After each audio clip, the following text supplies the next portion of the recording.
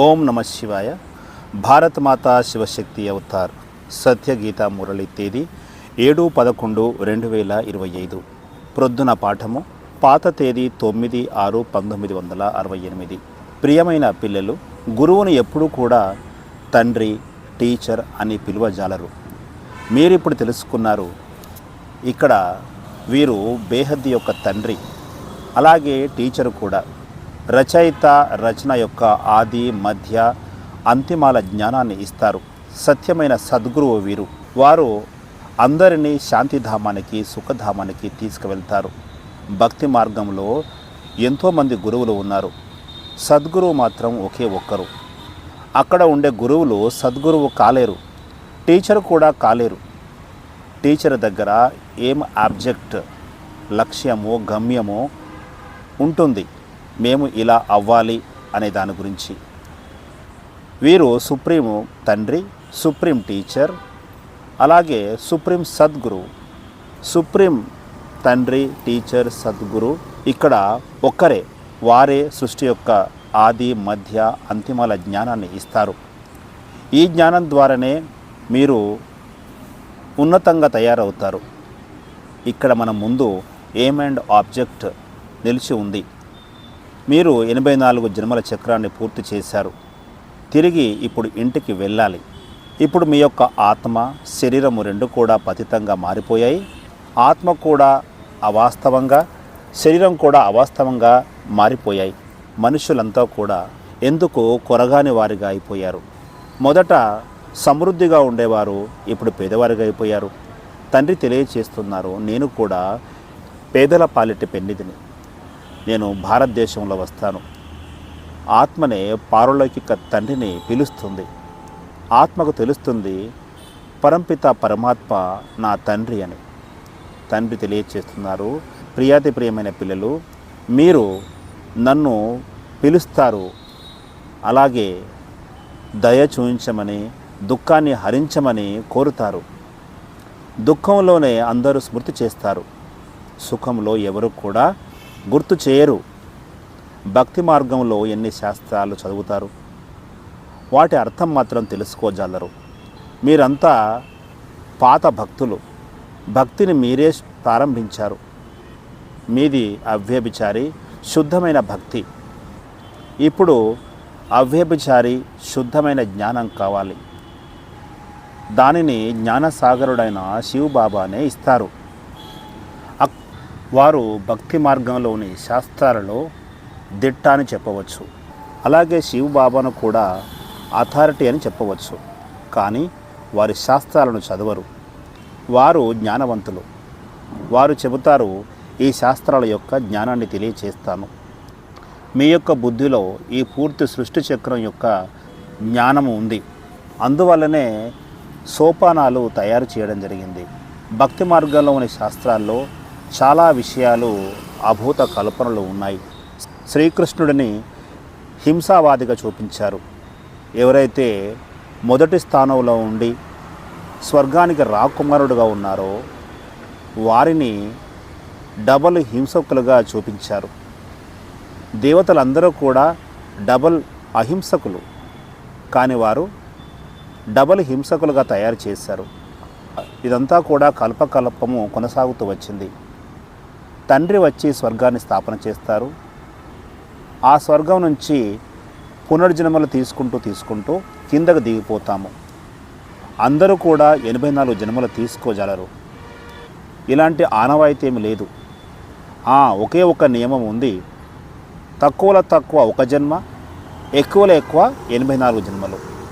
పిల్లలు మీరంతా కూడా సందేశవాహకులు, ప్రవక్తలు. సందేశాన్ని చేరవేస్తారు. ప్రతి ఒక్కరికి చెప్పండి, పారలౌకిక తండ్రి చెప్తున్నారు, మీ యొక్క ఆత్మ సతోప్రధానంగా ఉండేది ఇప్పుడు తమో ప్రధానంగా అయిపోయింది అని. ఇప్పుడు మీరు నన్ను స్మృతి చేసినట్లయితే మీ యొక్క పాపాలు దగ్ధమైపోతాయి. దీనినే యోగ అగ్ని అని అంటారు. ఒకే తండ్రిని స్మృతి చేయాలి. ఇదంతా కూడా పాత ప్రపంచము. ఇప్పుడు మనము కొత్త ప్రపంచంలోకి వెళ్ళాలి. మీకు తెలుసు బాబా మన కొరకు సత్యయుగాన్ని స్థాపన చేస్తున్నారు. ఈ విషయాలు మీ బుద్ధిలో ఉండాలి. ఎప్పటి వరకైతే సతోప్రధానంగా అవ్వమో అప్పటి వరకు ఇక్కడే ఉండాలి. తమో ప్రధానంగా ఉన్నవారు ఎవరు కూడా వెళ్ళలేరు. ఇక్కడే సతోప్రధానంగా అవ్వాలి. దైవీ గుణాలను ధారణ చేయాలి. ఎలాంటి అవగుణాలు ఉండకూడదు. దేవతలని సర్వగుణ సంపన్నులు అంటారు. అలాగే సంపూర్ణ నిర్వికారులు అంటారు. అహింస మర్యాద పురుషోత్తములు అని అంటారు. దేవతల ముందు తమను తాము నిందించుకొని చెబుతారు, మేము పాపులము, వికారులము అని. మీకు ఇప్పుడు తెలిసింది, మేము కూడా ఒకప్పుడు అలాగే ఉండేవారిమి. ఇప్పుడు తండ్రి ద్వారా అలాగే తయారవుతున్నాము. మళ్ళీ మేము దేవతలుగా అవుతాము. తండ్రి తెలియచేస్తున్నారు, నన్ను స్మృతి చేసినట్లయితే పావనంగా అవుతారు. ముఖ్యమైన విషయం, స్వయాన్ని ఆత్మగా భావించి తండ్రిని స్మృతి చేయాలి. దేహాభిమానాన్ని వదిలిపెట్టాలి. వ్యాపార వ్యవహారాలను చూసుకోవచ్చు, పిల్లలతో కలిసి జీవించవచ్చు. కానీ బుద్ధి ద్వారా ఈ విషయాన్ని గుర్తుంచుకోవాలి, ఇదంతా కూడా శ్మశానంలో కలిసిపోనుందని. ఈ దుఃఖధామాన్ని విస్మరించాలి. శాంతిధామాన్ని, సుఖధామాన్ని స్మృతి చేయాలి. ఎంత సహజమైన విషయము! ఇది కూడా మీరు గుర్తు చేయలేరా? తండ్రి సాక్షాత్కారాలను చేస్తారు. మీరు దేవతలుగా అవుతారు, మళ్ళీ స్వర్గంలోకి వెళ్తారు అని చెబుతారు. ఇప్పుడు నరకం ఉంది కదా, దీనిని విస్మరించాలి. ఇందులో కష్టపడాల్సిన విషయం ఏమీ లేదు. కానీ మాయ గుర్తు చేయనివ్వదు, బాబావారుగా కానివ్వదు. మాయతోనే యుద్ధం నడుస్తూ ఉంటుంది. తండ్రిని మనము గుర్తు చేయనట్లయితే ఏదో ఒక పాపకర్మ జరుగుతూ ఉంటుంది. పిల్లలు మీరు ఇప్పుడు బ్రాహ్మణులుగా అయ్యారు, మళ్ళీ దేవతలుగా అవుతారు. శాంతిధామంలోకి వెళ్ళి మళ్ళీ సుఖధామంలోకి రావాలి. దేవతలుగా అవ్వాలి. బ్రాహ్మణులు దేవతల కంటే కూడా ఉన్నతమైన వారు. మీ యొక్క వ్యాపారము భ్రష్టాచారులను శ్రేష్టాచారులుగా తయారు చేయడము. తండ్రి పిల్లల యొక్క పేరును నిలబెడతారు, అలాగే పిల్లలు తండ్రి యొక్క పేరు నిలబెడతారు. పిల్లలు కూడా అలాంటి సేవనే చేయాలి. తండ్రి తెలియచేస్తున్నారు, ఎవరైతే ముళ్ళ నుంచి పుష్పాలుగా అవుతారో వాళ్ళు సత్వరమే అర్థం చేసుకుంటారు. వాళ్ళు ఒప్పుకుంటారు మీరు సత్యం మాట్లాడుతున్నారని. కొద్ది మంది బాగా అర్థం చేసుకుంటారు. 84 జన్మల యొక్క చరిత్ర సత్యమైందని అంటారు. జ్ఞానసాగరులు ఒక్కరే. వారే ఇక్కడికి వచ్చి పతిత ప్రపంచాన్ని పావన ప్రపంచంగా మారుస్తారు. అలాంటి తండ్రిని ఎంతగా నిందలు చేస్తారు. తాబేలు చేప అవతారమని, అలాగే పరశురాముని అవతారమని చెబుతారు. పరశురాముని చేతికి గొడ్డలిని ఇచ్చారు, అందరినీ చంపాడు, ఇలాంటి పనులు చేశారు అని చెప్తారు. అసత్యమైన విషయాలకు కూడా సత్యమే అని ఊకొడతారు. పిల్లలు మీరు తెలుసుకున్నారు, అదంతా కూడా భక్తి మార్గము, ఇది జ్ఞాన మార్గము. జ్ఞానాన్ని వినిపించేవారు జ్ఞాన సాగరులు ఒక్కరే. వారికే మహిమ గలదు. దేవతలకు కానీ మనుషులకు కానీ అలాంటి మహిమ జరగజాలదు. మనుష్య సృష్టి యొక్క బీజ స్వరూపులు వారు. చైతన్యం, సత్యము, చైతన్యము వారు. సో మహిమ కూడా వారికే జరుగుతుంది. వారు శాంతి సాగరులు, సుఖ సాగరులు, సర్వగుణాల సాగరులు. వారే వచ్చి పిల్లలకు అన్నీ తెలియచేస్తారు, నేను ఎవరిని అని. ఎవరైతే హృదయపూర్వకంగా స్వీకరిస్తారో వారికే ప్రాప్తి లభిస్తుంది. మీకు మీరు హృదయపూర్వకంగా స్వీకరిస్తున్నారు. గురువుని ఎప్పుడు కూడా తండ్రి, టీచర్ అని అనజాలరు. మీ దగ్గరికి చాలామంది అమాయకులు వస్తుంటారు, ఏమీ అర్థం చేసుకోజాలరు. వాళ్లకు అర్థం చేయించడం జరుగుతుంది. వారు బేహద్ యొక్క తండ్రి, టీచర్, రచయిత, రచన యొక్క ఆది, మధ్య, అంతిమాల యొక్క జ్ఞానాన్ని ఇస్తారు. సత్యమైన సద్గురువు. వారే అందరినీ శాంతిధామము, సుఖధామానికి తీసుకువెళ్తారు. శివబాబా రాత్రి సమయంలోనే వస్తారు. ఇది కూడా విన్నాము, బ్రాహ్మణుల యొక్క దినాన్ని బ్రహ్మ యొక్క దినంగా, బ్రాహ్మణుల యొక్క రాత్రిని బ్రహ్మరాత్రిగా, ఇప్పుడు రాత్రి సమయం కొనసాగుతోంది. భక్తి మార్గం సమాప్తం కానుంది. రాత్రుల్లోనే ఎక్కువగా దెబ్బలు తింటారు. భగవంతుని వెతకడానికి పర్వతాలు, తీర్థస్థానాల్లో ఇక్కడ అక్కడ తిరుగుతూ ఉంటారు. అక్కడ ఏముంటుంది? ఏమీ ఉండదు. మహిమ మాత్రం చేస్తారు. ఏ విధంగా అయితే స్వామి రామ్ తీర్థ గురించి చెబుతారో, వారు అడవిలో ఉన్నారు, చాలా శక్తి ఉంది, బ్రహ్మలో లీనమయ్యారు, ఇలా చాలా విషయాలు చెబుతారు. తండ్రి తెలియచేస్తున్నారు, బ్రహ్మలో ఎవరు కూడా లీనం కారు. ఈ విషయాలు నిరర్ధకమైనవి. వారికి ఈ విషయాలు తెలియవు. ఎవరైతే నటీనటులు ఉన్నారో వారి యొక్క పాత్ర శాశ్వతమైనది. ఈ యొక్క డ్రామా శాశ్వతమైనది. డ్రామాలో శాశ్వతమైన నటన, 84 జన్మల యొక్క పాత్ర ఆత్మలో నిండి ఉంది. ఇదంతా కూడా ఎంత అద్భుతమైన విషయము. కల్పము ఆ పాత్రను పోషిస్తూ ఉంటుంది. 84 జన్మల తర్వాత లక్ష్మీనారాయణునిగా అవుతారు. మీరు ఇక్కడికి వచ్చారు తిరిగి లక్ష్మీనారాయణుడిగా అవ్వడానికి. చరిత్ర, భూగోళము పునరావృతం అవుతుంది. క్రీస్తు, బుద్ధుడు వారి వారి సమయాలనుసారంగా వస్తారు. ఇది అనంతమైన నాటకము. దీని గురించి తండ్రి మాత్రమే తెలియచేస్తారు. మొట్టమొదట లక్ష్మీనారాయణ ది ఫస్ట్ ఉంటారు. ప్రజలు కూడా చాలా కొద్దిమందే ఉంటారు. ఆ తర్వాత వృద్ధి చెందుతూ ఉంటుంది. ఒక పాట కూడా ఉంది కదా, ఫకీరు ప్రియమైన వారు అని. మీరంతా కూడా ఫకీరుగానే ఉన్నారు. మీ దగ్గర ఏమీ లేదు, పూర్తిగా ఖాళీ. మీరంతా కూడా ఫకీర్లే కదా. ఆ ఫకీర్ల దగ్గర కనీసము 5,000, 10,000 ఉండవచ్చు. మీ దగ్గర ఏమీ లేదు. మీరు పూర్తి ఫకీర్లు. మళ్ళీ పూర్తి ధనవంతులుగా అవుతారు. ఎవరైతే పూర్తిగా ఫకీరులుగా కారో వారు పూర్తి ధనవంతులుగా కాజాలరు. మీరంతా కూడా ఫకీర్లే కదా. తండ్రి అడుగుతున్నారు, మీ యొక్క ఆస్తిని నేనేం చేసుకుంటాను? మిమ్మల్ని ట్రస్టీలుగా తయారు చేస్తాను. మీరే చెప్తారు కదా ఇదంతా కూడా ఈశ్వరుడే ఇచ్చారు అని.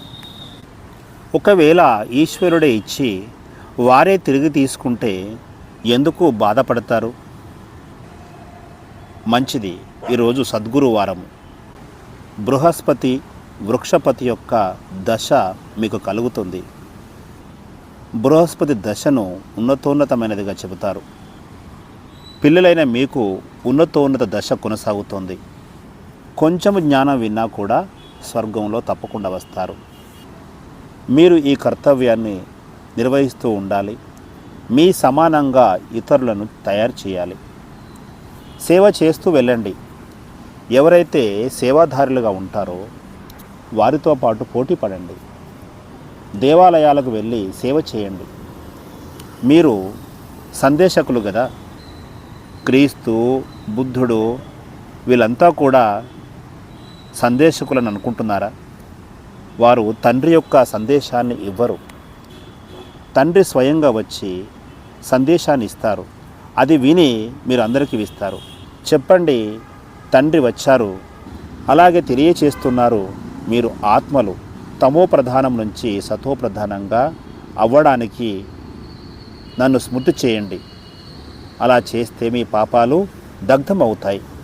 అంధశ్రద్ధాపూర్వకంగా భక్తి చేసిన, గంగా స్నానము చేసిన ఇంకా పాపాలు పెరిగిపోతూనే ఉంటాయి. అక్కడ చూసినట్లయితే అది మురికి నీరు. అందులో జంతువుల వ్యర్థాలు కూడా ఉంటాయి. పతిత పావని అని చెబుతారు. దానిని పతిత పావని అని అంటారా? ఇంత గుడ్డివారుగా అయిపోయారు. ప్రదర్శన యొక్క సమాచారాన్ని ఎవరు ఏ పార్టీ వారికైనా తెలియచేసే ముందు బాబాకు తెలియచేయడం ద్వారా సలహా లభిస్తుంది. ఇలా తెలియచేయాలని చెబుతారు. మొట్టమొదట తండ్రి యొక్క పరిచయాన్ని ఇవ్వాలి. అల్ఫ్ గురించి అర్థం చేయించకపోతే బే గురించి తెలుసుకోవడం వృధా అవుతుంది. దీని గురించి పూర్తిగా అర్థం చేయించాలి. ఇంకా తర్వాత విషయాలు చెప్పాలని మీకు ఉంటుంది. కానీ బాబా చెప్తున్నారు, మొట్టమొదట అల్ఫ్ గురించి చెప్పండి. బేహద్ యొక్క తండ్రి బేహద్ యొక్క వారసత్వాన్ని ఇస్తారు. వారు రాజయోగాలు నేర్పిస్తారు. మీరంతా కూడా ఇప్పుడు తిరిగి నేర్చుకుంటున్నారు. స్వయాన్ని ఆత్మగా భావించి తండ్రిని స్మృతి చేయాలి. అప్పుడే అన్ని పాపాలు దగ్ధమైపోతాయి. ఇది యోగ అగ్ని. దీని ద్వారానే మీరు పవిత్రంగా అవుతారు. మీరే పిలిచారు కదా, ఓ పతిత పావన విచ్చేయండి అని. ఇదంతా కూడా పతిత ప్రపంచము. మనుషులంతా కూడా పతితులే. ఇది చెప్పడానికి సంకోచించకండి. పతితుల నుంచి పావనంగా అవ్వాలి. ఈ పరిచయం తప్పకుండా ఇవ్వాలి. అన్ని సాంగత్యాలని వదిలి ఒక్కరి సాంగత్యంలోనే ఉండాలి. మిమ్మల్ని మీరు ఆత్మగా అనుకోవాలి. తమను తాము ఆత్మగా భావించి ఈ జ్ఞానాన్ని స్వీకరించాలి. దేహాభిమానం కలవారు ఏమీ అర్థం చేసుకోజాలరు. ఇదంతా కూడా శివబాబా యొక్క అనంతమైన బండారా. శివబాబా తినడం త్రాగటం చేయరు. సేవ కోసం వారిని పిలుస్తారు. వారు సేవ చేస్తున్నారు. పిల్లలు సేవ చేయడాన్ని చూసి తండ్రి ఎంతో ఆనందిస్తారు. ఈ డ్రామా చాలా అద్భుతమైనది. ఫస్ట్ క్లాస్లో తయారైంది. దీనినే జ్ఞానము భక్తి అంటారు. దినము రాత్రి సుఖము దుఃఖము ఇవన్నీ ఇందులో ఉన్నాయి. తండ్రి వచ్చి పిల్లలకు తెలియచేస్తున్నారు. తండ్రి ఈ ప్రపంచాన్ని మార్పు చేస్తారు.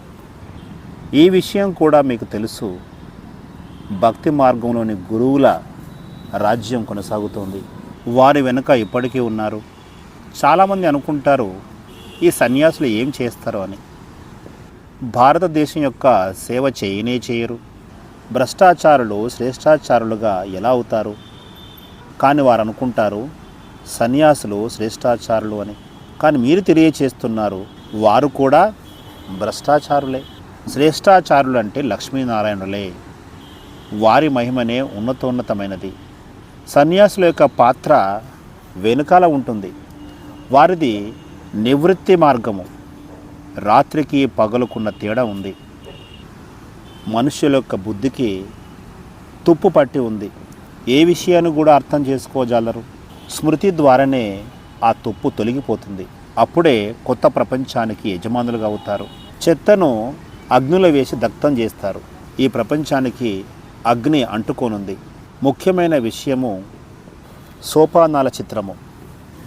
ఎవరికి అర్థం చేసుకున్నా సులభంగా అర్థం చేసుకుంటారు.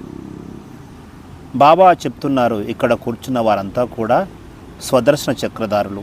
బాబా గుర్తుకు రావడం ద్వారా దైవీ గుణాలు ధారణ జరుగుతాయి. శివబాబా స్వర్గాన్ని రచిస్తారు. స్వర్గంలో అందరూ కూడా సర్వసంపన్నులు. అల్ఫ్ను గుర్తు చేసినట్లయితే బాద్షా లభిస్తుంది. అల్ఫ్ను గుర్తు చేసినట్లయితే రాజ్యాధికారం లభిస్తుంది. దేవతలందరూ కూడా సర్వగుణ సంపన్నులు. ఇక్కడ అంతా కూడా హింసకులు, అక్కడ అహింసకులు. అన్నిటికంటే గొప్ప హింస కామ ఖడ్గానుకు సంబంధించింది. తండ్రి తెలియచేస్తున్నారు, దీని మీద విజయాన్ని పొందండి. తండ్రి తెలియచేస్తున్నారు, దీని మీద విజయాన్ని పొందినట్లయితేనే మీరు అవుతారు. ఇది గ్యారంటీ. దైవీ గుణాలు తప్పకుండా వస్తాయి. అందరిది రాతి బుద్ధి కదా. మున్ముందు వీరి ఎముకలు కూడా మృదువుగా అవుతాయి. దేవతలని సతోప్రధానులు అని, రాక్షసులను తమోప్రధానులు అని అంటారు. తండ్రి నుండి వారసత్వాన్ని స్వీకరించడం చాలా సహజం. అలాంటప్పుడు మేము కూడా తండ్రి నుండి వారసత్వాన్ని తీసుకుంటాము. దైవీ గుణాలు ధారణ చేయాలి. పిల్లలకు చాలా చాలా సంతోషం ఉండాలి. అచ్చా, మధురాతి మధురమైన పిల్లలకు ఆత్మీయ మాతృపితాల యొక్క ప్రియ స్మృతులు. నమస్తే నమస్తే. వరదానము.